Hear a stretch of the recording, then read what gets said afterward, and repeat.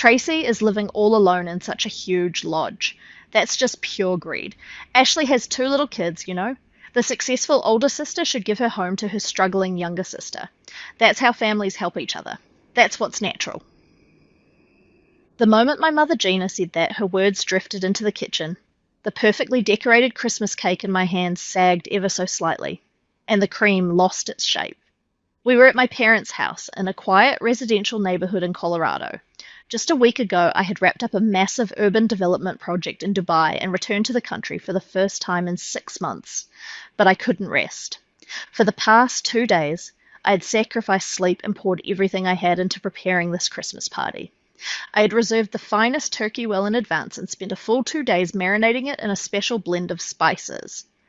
I filled the living room with bright, festive decorations, just so that my sister's children would be happy. It was my own way of atoning for the time I couldn't be with my family, because of constant overseas assignments. I believed that the moment we would sit around this warm table, the bonds that had begun to fray would surely be mended. I prepared everything by myself, believing in that. But what drifted in from the dining room were not words of gratitude. I've already arranged for the contractors. My father, Dan, continued in his low, authoritative voice. We'll tear down the walls of the space Tracy uses as her study on the 2nd floor of that lodge and turn it into a large playroom. Then you and the kids can live comfortably, Ashley. I'll have the floors replaced with something well-cushioned too. We'll get everything done while she's away on another business trip. We don't need her permission beforehand. She can approve it after everything takes place. That girl has money. Thank you, Dad. My sister Ashley's voice bounced with excitement. That study was always so dark and creepy, filled with nothing but books. Kids don't need a place like that. Turning it into a bright playroom will make Tracy happy too. We're family, after all. I felt the cold creeping into my fingertips. I'd finally managed to obtain the mountain lodge after working myself to the bone. From the design to the choice of materials, it embodied my pride as an engineer. It was my one true place of peace. Especially the study room. It was my sanctuary. I had carefully calculated everything, from the climate control to the lighting, to protect the precious book collection I had inherited from my late grandfather. And now, while I was away, they were planning to destroy it and take it from me, without my consent. Worse still, they were justifying it with the beautiful-sounding words, family love. I drew a deep, quiet breath. Lashing out in anger is what amateurs do. I am a professional project manager. Without even looking in the mirror, I put on the mask of the perfect daughter. Sorry to keep you waiting. The main dish, the roast turkey, is ready. With my best smile in place, I lifted the heavy silver tray and stepped into the dining room. In that instant, the secretive tension that had filled the room vanished. My father hurriedly slid what looked like blueprints under his leg. My mother raised her voice unnaturally high. Oh my, what a wonderful smell. Ashley and her husband Steve simply sat there. Their faces still carried a vulgar excitement, the lingering heat of a plunderer's scheme. Tracy, you really are incredible. You've just finished such a huge project in Dubai, and yet you still prepared something this extravagant. I truly admire you. As Steve offered his hollow praise, he reached out to take the tray from my hands. I never let my smile fade as I handed it to him. It's for the family. I've been gone for 6 months, so I'd love to hear how everyone's been, slowly and properly. I took my seat and began serving the dishes I had spent 2 days preparing onto everyone's plates. They accepted it as if it were their unquestionable right, chewing and swallowing my effort. To them, my time, my labour, and even the property I owned were nothing more than shared assets, freely usable under the name of family. Throughout the meal, they skillfully tried to steer the conversation toward probing my next schedule. So, Tracy, you're heading back to New York again in January, right? You said before that you wouldn't be back for 2 months because of an audit project. You're always so busy. I worry about your health. My mother fixed me with a searching gaze. What she wanted to confirm wasn't my condition, but how long they would have a free window to trample over my home. Yes, that's the plan, but this time I'm thinking of using remote work more, so I thought I might spend more time relaxing at the mountain lodge. The moment I said that, a brief silence fell over the table. Ashley dropped her fork and it clattered loudly against her plate. My father cleared his throat and hurriedly took a sip of wine. No, Tracy, You shouldn't go back there right now. I've heard that because of the recent cold snap, the mountain road leading to the lodge is blocked by fallen trees and snow.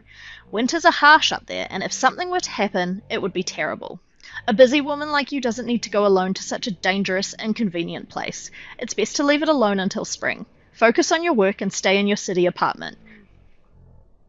He piled lie after lie on top of his words, disguising them as parental concern, all to keep me away from the lodge. But I understood, hidden behind those words was the tight schedule of the renovation contractors he had arranged without my knowledge. The reason he was so desperate to keep me away was simple: to finish transforming it into Ashley's home while I was gone, and to turn it into a fait accompli before I ever found out. I tilted my wineglass and began counting silently in my head. Maybe you're right, Dad, I replied shortly. By the time the fondant au chocolat I had prepared for dessert was served, the mood in the dining room had reached its peak. My father was in high spirits, reminiscing about the past, while my mother leaned close to Ashley's children and whispered, "Soon you'll be able to play in a much bigger place." I watched the scene with an oddly detached calm. "Tracy, it's really delicious. Thank you for such a wonderful Christmas." Ashley smiled innocently at me, chocolate still smeared around her mouth. No one would believe that behind that smile lay a greedy intent, to throw my belongings out of my house and fill it with their own. "I'm glad you enjoyed it, Ashley. I truly hope your life from here on out becomes a better one," I replied with a smile. The party ended and everyone retreated to their rooms. The house finally fell silent sometime after 1 a.m. I went into my bedroom and locked the door. From the back of my closet, I pulled out my work laptop and connected to a dedicated encrypted line. The first thing I did was review the surveillance footage from my lodge in Colorado. I fast-forwarded through the logs from the past week. What appeared on the screen was far beyond anything I had imagined. "You've got to be kidding me," I murmured. The footage was from a week ago, just before I had returned from Dubai. My father used a spare key to open the front door and ushered several men inside, most likely local renovation contractors. On the screen, the workers mercilessly tore up the warm, natural hardwood flooring in the living room, something I had once taken great pride in. In its place, cheap, mass-produced cushioned flooring, clearly chosen to suit Ashley's tastes, was laid down one sheet after another. When I switched cameras, the devastation of my sanctuary, my study, came into view. The books I had collected from all over the world were roughly stuffed into cardboard boxes and stacked in the corner of the room. The craftsman dismantled the custom-made mahogany bookshelves I had ordered, and, unbelievably, began slathering the walls with a garish pastel pink paint, like something out of a child's bedroom. Covering tens of thousands of dollars worth of care and intention with a few $100s of cheap paint. I trembled with rage. The footage continued. In the previous day's timestamp, a large truck had already arrived, unloading unfamiliar furniture one piece after another. Brightly coloured plastic children's furniture, a cheap sofa, and right in the centre of my study, parts of a large jungle gym were piled up. My father stood there, watching the work with visible satisfaction. While I was away without my permission, they were steadily and illegally moving forward with renovations to turn my house into Ashley's house. This was no longer a simple family dispute. It was a clear crime. I immediately pulled up a name from my phone's contacts. David Johnson, my company's legal counsel. "Tracy, what's going on at this hour?" David's voice was calm, despite the late hour. "David, this is an emergency. My father has let contractors into my lodge in Colorado without my consent, and is forcing through a major renovation. Trespassing and destruction of property. I'm watching my study being torn apart, and unauthorized furniture being moved in, right now on the security cameras." I could hear David sharply inhale on the other end. "That's serious. This isn't just unauthorized entry. They're trying to establish effective control. Tracy, I need to confirm your intentions. They're your parents, but what do you want to do?" "I've already decided. Take the strongest legal measures available. I won't let them set foot in that house again. Everything that's been damaged will be restored to its original state, and I will recover every last dollar of the cost." My voice sounded colder than I expected, even to myself. "Understood. I'll contact the local police chief and arrange for us to meet at the site tomorrow morning. I'll also move forward with preparations for an emergency injunction to halt the construction." "Thank you. I appreciate it." After ending the call, I stared at the camera feed once more. On the screen, the contractors were trying to hang a sign reading Children's Playroom inside my precious study. The next morning, in the frigid air before sunrise, I began to act. "Tracy, you're leaving this early? You haven't even had breakfast yet." My father appeared in the kitchen, staring at me in surprise, his hair still mussed from sleep. He looked nothing like the man who had been eagerly plotting to steal my home the night before. Just a harmless, unhurried old man putting on an act. "Yes, there's been an urgent revision on the Dubai project. I have to join a meeting immediately through the office's secure line. It's a shame, but I'll have to pass on the pancakes this morning." I answered with a perfectly practiced smile. "I see. That sounds serious. And as I mentioned yesterday, even after things settle down at work, you should stay away from that lodge for a while." My father went on, continuing in a tone as if gently lecturing a child. "Actually, we heard from a nearby resident yesterday. Apparently, there's been major storm damage in that area. Fallen trees took down the power lines, and there's no timeline for repairs. No electricity, no heating, and the roads are closed, from what I hear. Your vacation would just be ruined. You should focus on your work in your comfortable city office. Leaving that place alone until spring is the best option. Understood?" I felt sick listening to the selfish concern embedded in his words. He was fabricating lies about fallen trees and power outages just to keep me away from my own property. While I stayed in the city believing him, he planned to finish the renovations. The desperation in his eyes as he tried to block me from going to the lodge told me everything, ironically proving that the plan was very much in progress. "Thank you for the advice. I'll do that," I replied with a flawless, practiced smile as I started the engine. Certain that his lies had worked, my father waved goodbye, visibly satisfied. I drove off and parked in the lot of a diner just around the corner, 1 hour later. Just as I expected, my father's SUV burst out of my parents' garage. My mother was in the passenger seat. Convinced I was heading to the office, they were on their way to the lodge to check on the progress of the construction. Keeping my distance, I followed them. As we climbed the rugged mountain roads of Colorado, my mind grew eerily calm. When we arrived at the lodge, 2 renovation trucks were already parked out front. My parents' SUV pulled in beside them. The 2 of them greeted the contractors warmly, shaking hands, and walked inside as if they owned the place. I stayed in my car. I opened my laptop and brought up a window, the live feed from the lodge's security cameras. Then I sent a short text to David Johnson. "The prey is in the trap. Please proceed." His reply came immediately. "Ready whenever you are." "Fools," I muttered coldly. A few minutes later, police cars appeared silently, their sirens off. 3 of them, then 4. Thanks to the legal groundwork David had already laid, the police response was swift and flawless. The doors were kicked open and officers flooded inside. On the screen, I saw the workers throw their hands up. My mother screamed and collapsed to the floor. My father tried to lunge at one of the officers and was immediately forced down. When I turned on the audio, my father's shouting poured out of the speakers. "This is a mistake. I'm Tracy's father. I'm renovating this place for my daughter.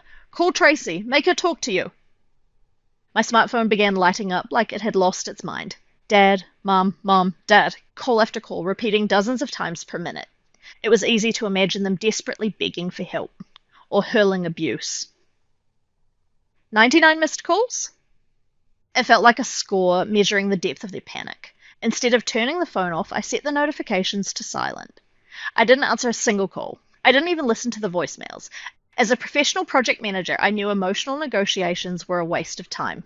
I waited a little longer, timing it so they could fully sink into the despair of, "Tracy isn't answering. She may not be coming to help us." And only then did I step out of the car. Slowly but with steady steps, I walked onto the lodge grounds. There it was, my sanctuary, brutally destroyed. In the yard, the Italian sofa I had cherished was being hauled out roughly by the contractors and left abandoned in the snow. Near the front door, the beautiful hardwood flooring that had just been torn out was piled up like trash. "Tracy! Tracy is here!" My mother's voice rang out, almost a scream. Held by the arm near the entrance by a sheriff's deputy, she spotted me and leaned forward desperately. Beside her, my father's face was beet red as he shouted at the officers at the top of his lungs. "Hey, my daughter's here. See? She's the owner of this house. Take these ridiculous handcuffs off right now. Tracy, tell them this renovation was done with the family's full agreement." At that moment, I stopped walking and looked at them quietly. Behind them stood the contractors, the ones who had smeared my study with pastel pink paint and tried to assemble a children's jungle gym there, heads lowered, frozen in place. I began to walk toward them. One step, then another. The sound of my boots crunching into the snow echoed, strangely loud in the cold air. Tracy, do you have any idea how many times I called you? Hurry, hurry up and tell these people. The police suddenly showed up and are treating us like thieves. My mother tried to grab my arm, crying, but I stopped her. Do you really think I came here to save you? My voice was exceptionally calm, so calm that it cut through the surrounding chaos and forced the entire scene into silence. Tracy, what are you saying? End this nonsense right now. All you have to do is tell the police it was a misunderstanding. My father was barking orders arrogantly. I let out a short, quiet laugh. Then I pointed to the copy of my police report that one of the officers was holding. A misunderstanding? No, there isn't a single misunderstanding here. I'm the one who called the police. Everyone froze. My father's mouth hung half open. My mother's tears stopped midstream. You called them? Yes. I was supposed to be in Dubai, and yet my home security cameras showed unknown men breaking into my house and destroying it. So I reported it. I told them, there are burglars in my house. Burglars? You'd call your own parents burglars? I call people who duplicate my keys without permission, destroy my property, and attempt to occupy it illegally burglars. Dad, is there a law that says family members are allowed to commit crimes? Tracy, you heartless child. You're the one who left that key at the family home in the first place. My father shouted, his voice strained. That key was stored in the safe at our house. Wasn't that your silent proof of trust? That in an emergency you were entrusting this place to your family? I merely used what I was given. If the key was there, then the right to use it came with it. He desperately tried to coat his crime in the language of trust from my daughter. I watched his pitiful struggle with a cold smile. Do you really think I'm that careless? My quiet voice stopped him cold. I placed that spare key in the safe when I first took on a long-term project in Dubai, but it wasn't a sign of trust, it was bait. What did you say? I've always thought about risk management. I wondered if the day might come when you'd mistake my success for something that belonged to you, and reach for my sanctuary. So I deliberately left that key somewhere you could happen to find. If you were the kind of man who respected my boundaries, that key would have stayed untouched in the safe forever. I stepped closer to him. That key was litmus paper, meant to test your integrity. And Dad, you lived up to expectations. No, far beyond them. The moment you picked up that key and entered my house, you signed a contract terminating our trust permanently. You walked straight into the worst trap I prepared.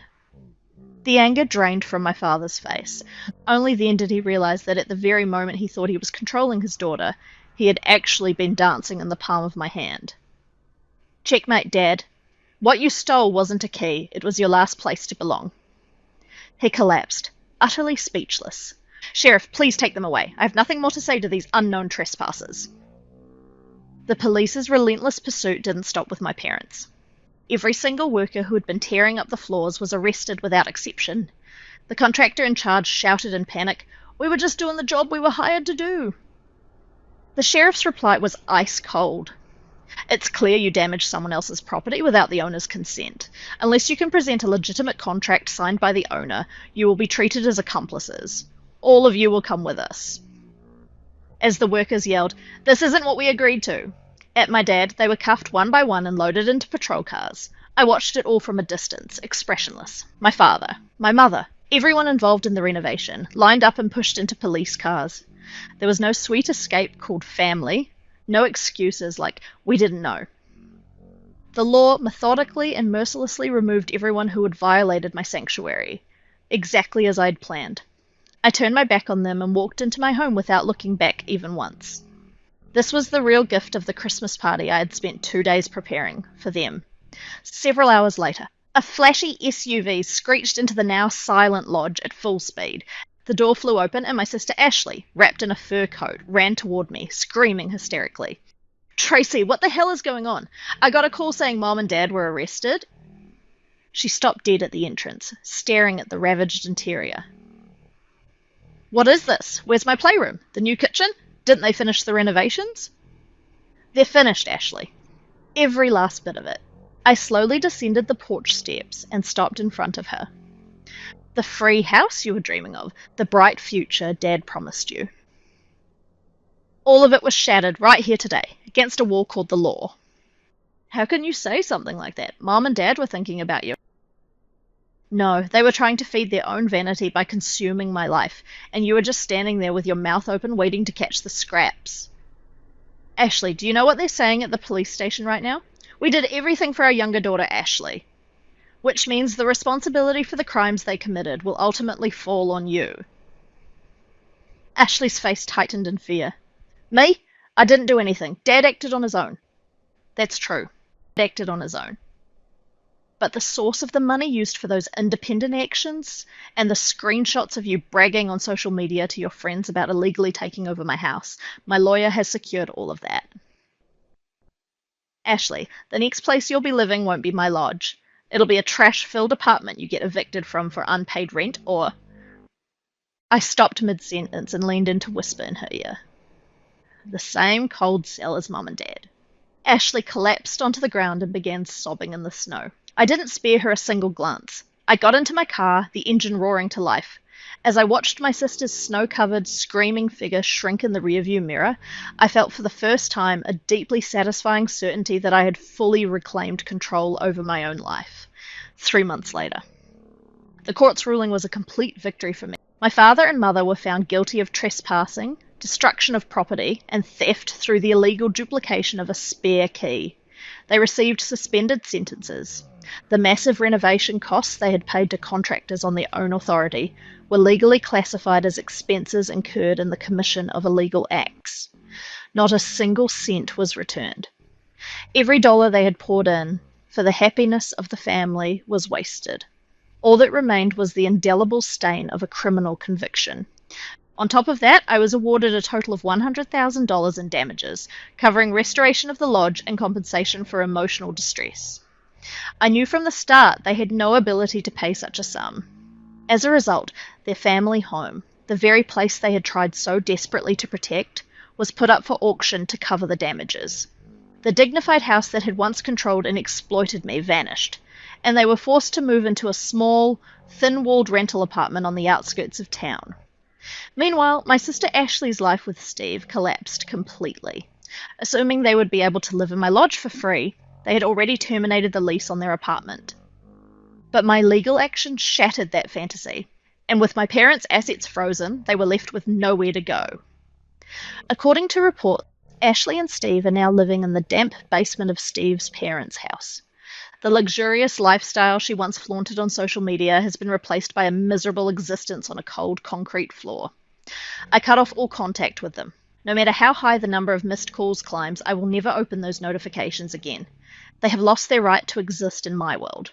Now, sitting in the fully restored study of my lodge, I gaze out at the Colorado mountains stretching beyond the window in true peace, protected solely by my own strength, untouched by anyone else's selfish desires. I have completely reclaimed ownership of the project that is my life, and with real freedom finally in my hands, I am stepping forward into something new.